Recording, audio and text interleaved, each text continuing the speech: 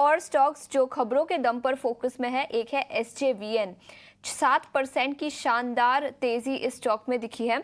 SJVN ने government of Bihar के साथ एक हाइड्रोकार्बन प्रोजेक्ट के लिए करार साइन किया है, जिसके चलते यहाँ पर तेजी है। और इरेडा, उनके ऑपरेशनल अपडेट्स आए थे, 5% की तेजी यहाँ पर।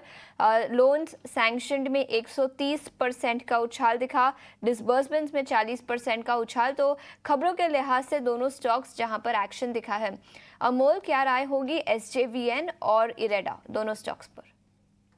जी, आई थिंक दोनों ही स्टॉक में देखा जाए तो मोमेंटम बाइंग साइड का है, वो बाइंग साइड के मोमेंटम के साथ ही कंटिन्यू रहने के चांसेस फिलहाल तो अभी चार्ट्स पे दिख के आ रहे हैं। अगर हम एसजेवीएन की बात करेंगे तो एक बड़े करेक्शन के बाद आज रिवर्सल हुआ है, अराउंड 6% अब है, वॉल्यूम एक्टिविटी भी इंक्रीमेंटल है। तो ये कहीं ना कहीं लग रहा है कि ये टेम्पररी अगर हम देखते हैं तो यहाँ पे एक सपोर्ट स्टॉक ने ले लिया है, और सेटअप एक जो पहले रैली के बाद एक स्टॉक ने बुलिश मोमेंटम भी कंटिन्यू रखा है।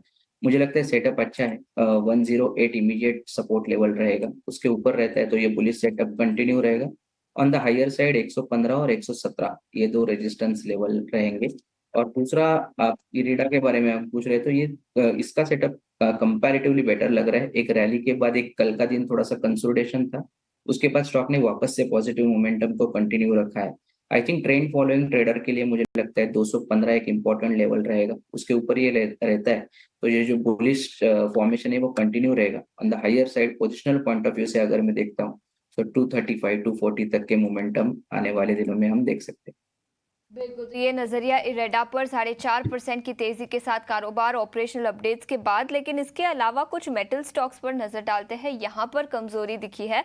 इंडिविजुअल स्टॉक्स की बात करें तो हिंडाल्को 1.5% नीचे, जिंदल स्टेनलेस और टाटा स्टील में भी 1 से 1.5% की गिरावट दिखी है। अमित, क्या राय होगी आपकी इन मेटल स्टॉक्स पर? हिंडाल्को में दिन के निचले स्तर से रिकवरी, फिर भी 1.5% की गिरावट के साथ कारोबार।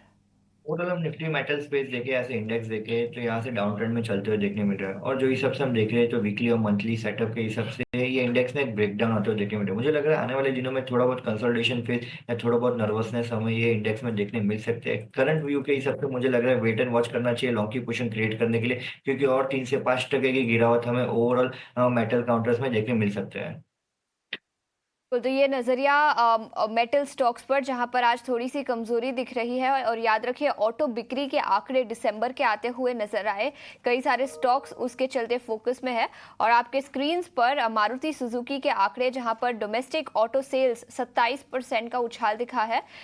तो इसके चलते स्टॉक में भी, ऑटो इंडेक्स के सभी स्टॉक्स में आज एक्शन दिखा है। लेकिन आगे बढ़ते हैं, फंडामेंटल ट्रेडिंग आइडिया लेकर आते हैं हमारे